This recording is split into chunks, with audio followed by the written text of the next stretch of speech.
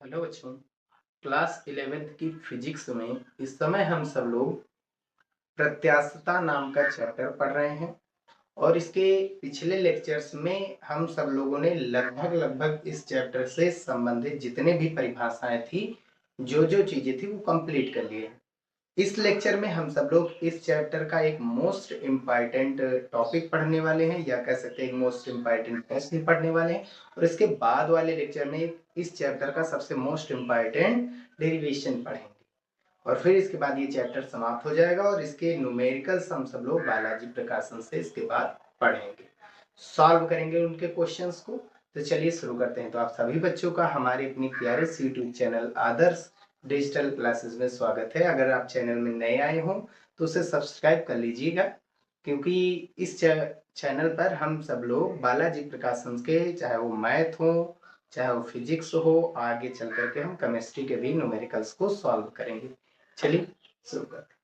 तो पहला क्वेश्चन है, पहला क्या, यही एक क्वेश्चन है और इसमें हम सब लोग पढ़ेंगे कि रबड़ की अपेक्षा स्टील अधिक प्रत्यास्थ होती है। ठीक, जानेंगे कि क्यों होती है। तो प्रत्यास्थता का मतलब क्या होता है, प्रत्यास्थता के बारे में बताता कौन है? तो प्रत्यास्थता के बारे में बताता है प्रत्यास्थता गुणांक।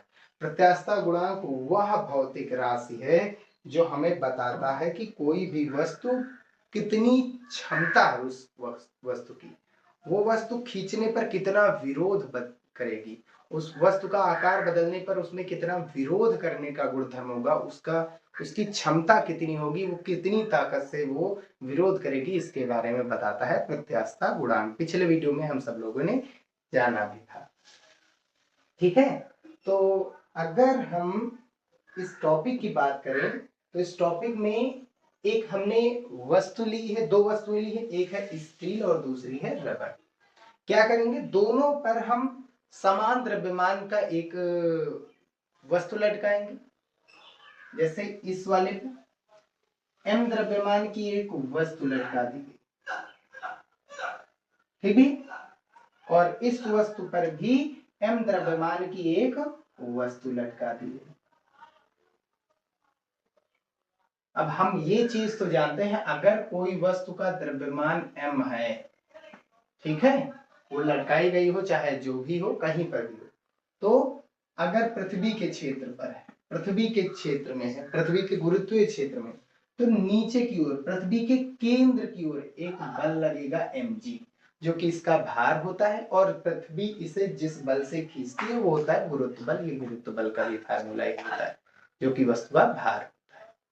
ठीक भैया, तो जाहिर सी बात है, नीचे की ओर कितना बल लगेगा भैया, नीचे की ओर यहाँ पर बल लगेगा, नीचे की ओर mg बल। कितना बल लगेगा, mg। यहाँ पर भी नीचे की ओर कितना बल लगेगा, mg बल लगेगा। अब जाहिर सी बात है, अगर वस्तु लटकाए हैं तो स्टील हम जानते हैं वस्तु का कुछ द्रव्यमान 2 किलो, 4 किलो, 5 किलो, 10 किलो, हमने मान ली 10 किलो, तो हम जानते हैं स्टील कम खींचेगी लेकिन रबड़ वो खींच जाएगी।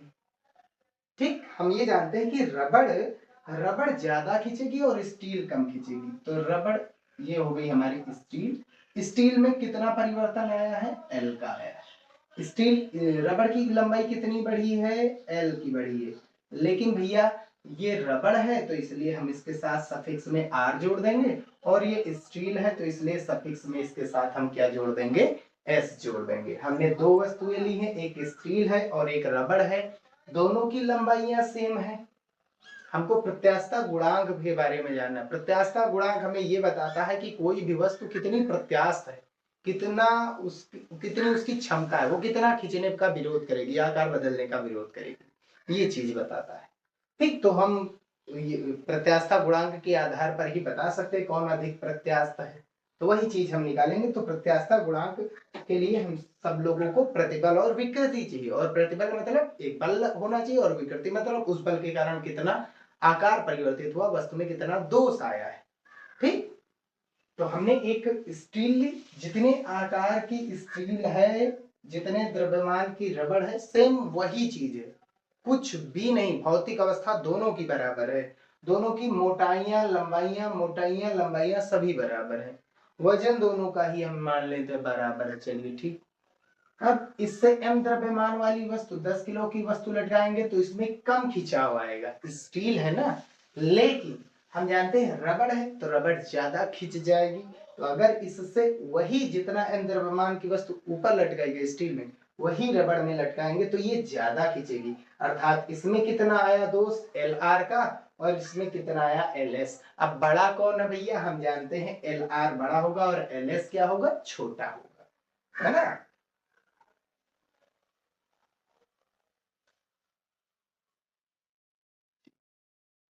तो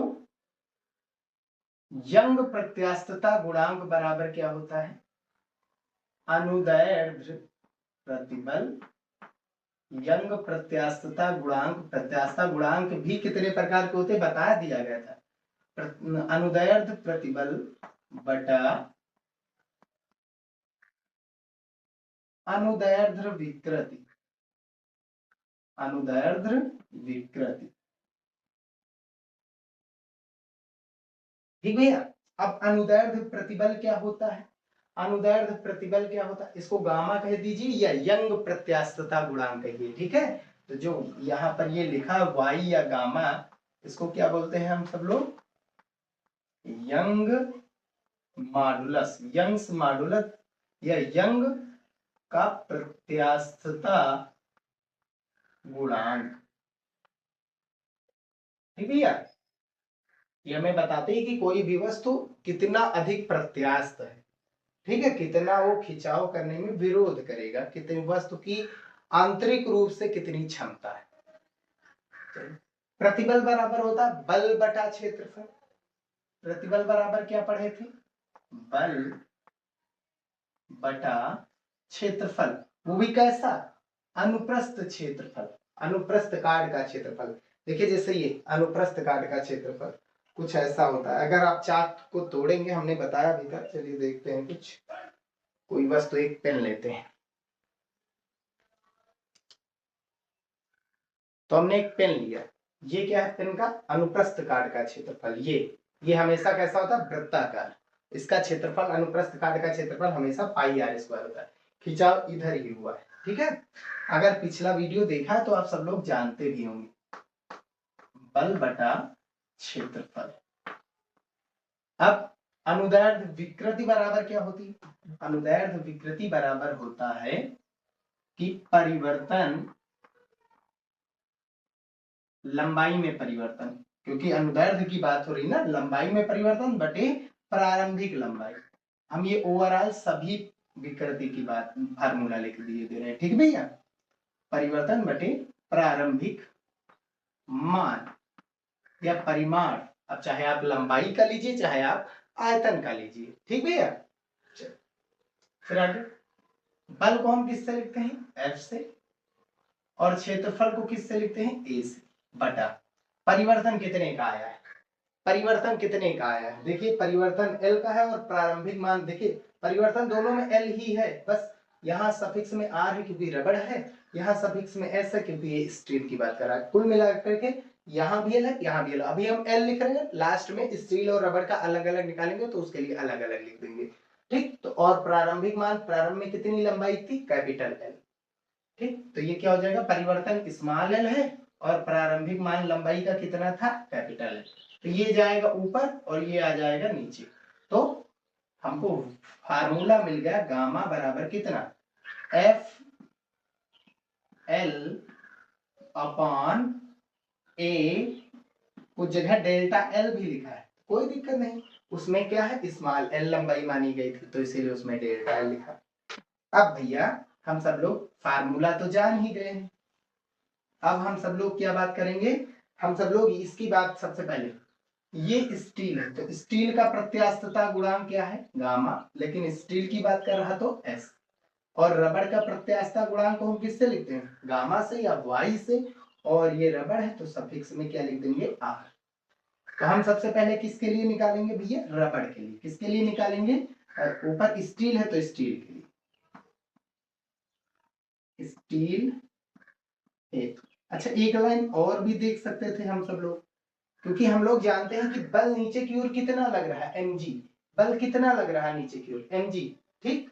ध्यान से देखिए, ये बल कितना लग रहा है, F is two m g, F is two m g. आप चाहे F याद रखिए, F का मतलब यहाँ याद रखिए, F जो है वो कितना है, mg है, और जो A है वो परिच्छेद क्षेत्रफल है। हमने मान लिया इसकी जो त्रिज्या है, ये जो त्रिज्या है दोनों की वो क्या है, r, दोनों की मोटाइयां बराबर है, यानी कि त्रिज्या परिच्छेद क्षेत्रफल भी बराबर। A बराबर कितना होगा, हमेशा पाई आर स्क्वायर, परिच्छेद भाग का क्षेत्रफल हमेशा होता है पाई आर स्क्वायर। ये क्योंकि वृत्ताकार होता है, एक तरफ से गोल यानी वृत्त, हर तरफ से गोल यानी गोला। ठीक, देख सकते हैं पेन का जो ये भाग होता है, ये समतल वाला, ये एक तरफ से गोल है, यानी ये वृत्त ही है। ठीक है यार, अब हम स्टील के लिए देखते हैं। तो स्टील का प्रत्यास्थता गुणांक कितना है, YS है। ठीक, YS गामा S बराबर, बल कितना लग रहा है स्टील में, F बल लग रहा है। ठीक है, हमने F बल लिख दिया, इंटू L, कैपिटल L, प्रारंभिक मान, कैपिटल L ही है प्रारंभिक मान, लिख देंगे कैपिटल L अपॉन A, क्षेत्रफल, इसका भी क्षेत्रफल A है, इसका भी हमने क्षेत्रफल A ही है, इंटू में L, L मतलब परिवर्तन कितना आया है, परिवर्तन स्टील है, स्टील में कितना परिवर्तन, LS, LS। ये क्वेश्चन नंबर मिल गया हमको फर्स्ट। ठीक है, अब हम किसके लिए लिखेंगे, अब हम लिखेंगे रबड़ है, रबड़ है।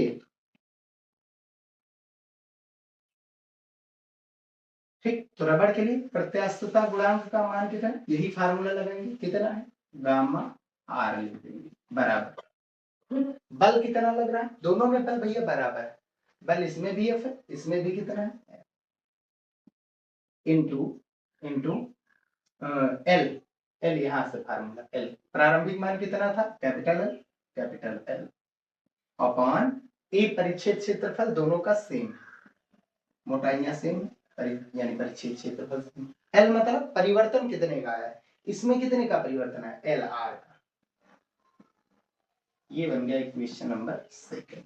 अब इन दोनों का अगर हम भाग कराएंगे, क्या कराएंगे, भाग, तो क्या हो जाएगा, ऊपर हो जाएगा गामा S और नीचे क्या हो जाएगा, गामा R, बराबर क्या हो जाएगा, भाग कराएंगे तो F L upon A into LS upon, ठीक, ये वाली इरेज करके इससे लिख रहे हैं ताकि जाने मिल जाए ना कि कौन सी है, ये मेन बटेगा, और ये क्या है, F into L upon A into LR। अब कैंसिल आउट क्या होगा, F कैंसिल, दोनों में बल बराबर लग रहा था बाहर, L दोनों की लंबाइयां बराबर थी, दोनों का परिच्छेद क्षेत्रफल भी बराबर था, खत्म। LR कहाँ चला जाएगा, ऊपर, तो बचा कितना, गामा S बटा गामा R बराबर कितना हो जाएगा, ये चला जाएगा LR ऊपर, और नीचे कौन आ गया, LS।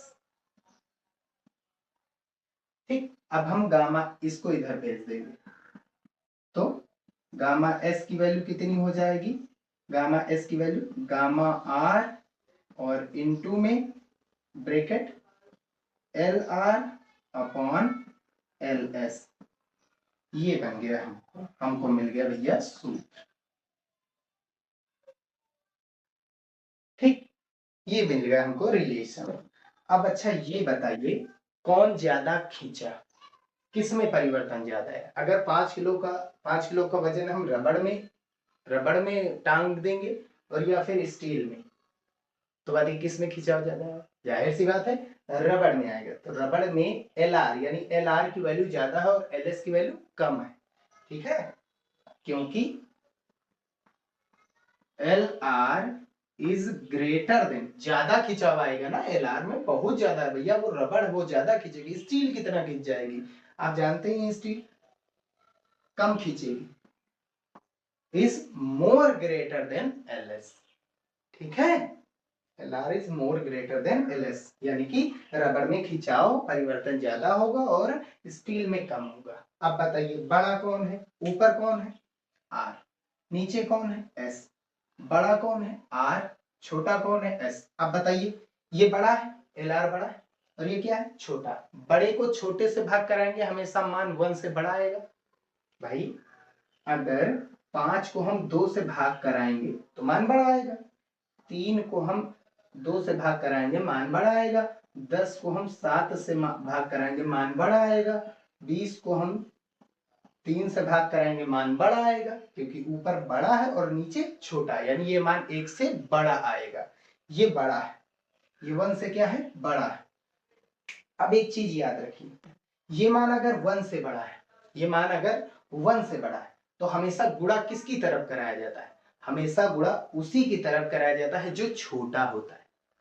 भाई अगर हमको 10 और 2 को बराबर करना है तो हम करते क्या है, अगर हम 10 और 2 को बराबर करना है तो करते क्या है, या तो बड़े को छोटा करो या तो छोटे को बड़ा। तो 10 और 2 में बड़ा कौन है, 10, छोटा कौन है, 2।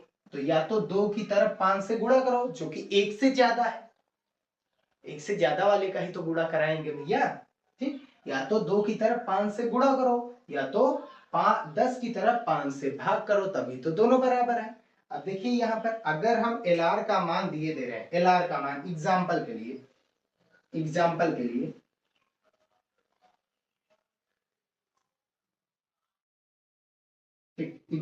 लिए, अगर हम LR का मान, अच्छा फ्रेम में आ रहा भैया, ठीक, हाँ आ रहा है। अगर हम LR का मान लिए ले रहे हैं 50, ज्यादा आ रहा है, 50 मीटर आ गया या 50 सेंटीमीटर, और LS का मान लिए ले रहे हैं, LS का मान लिए ले रहे हैं हम 5, तो बताइए इन दोनों का भाग LR बटे LS कितना होगा, LR बटे LS कितना होगा, LR ऊपर LS कहाँ है, नीचे। LR कितना है 50 बटा कितना है 5, कितना है 10, इसका किससे गुणा हो रहा है 10 से, यानी गामा S बराबर कितना हो गया, गामा R गुणा कितना हो रहा है 10। बताइए गुणा किधर होता है, हमेशा छोटे की तरफ, छोटा यानी कौन है, गामा R, और बड़ा कौन है, गामा S। कौन विरोध ज्यादा करेगी, भाई गामा हमें क्या बताता है कि कितना विरोध करेगी खिंचाव में, तो विरोध कौन ज्यादा करेगा, स्टील या रबड़, जाहिर सी बात है स्टील, तो यानी स्टील का प्रत्यास्थता गुणांक ज्यादा होगा और रबड़ का कम। यही चीज तो सामने है, सामने देखिए गुणा किसकी तरफ हो रहा है, छोटे की तरफ, हमेशा छोटे की तरफ गुणा कराएंगे तभी तो वो बड़े के बराबर जाएगा। अभी हमने बताया था 2 की तरफ गुणा कराया 5 से तब वो 10 के बराबर गया, 2 की तरफ 10 से गुणा कराएंगे तब वो 20 के बराबर होगा, ठीक। या तो बड़े को छोटा करिए या तो छोटे को गुणा करा करके बड़ा करेंगे।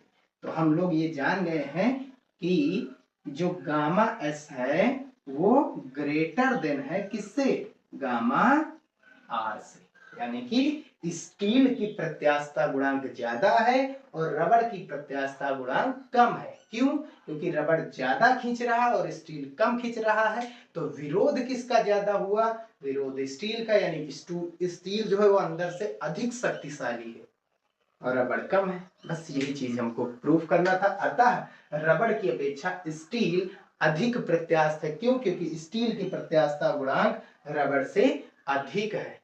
बस ये प्रूव्ड हो गया, ये इसका आंसर हो जाएगा। तो ये क्वेश्चन नोट्स पर लिख लीजिएगा।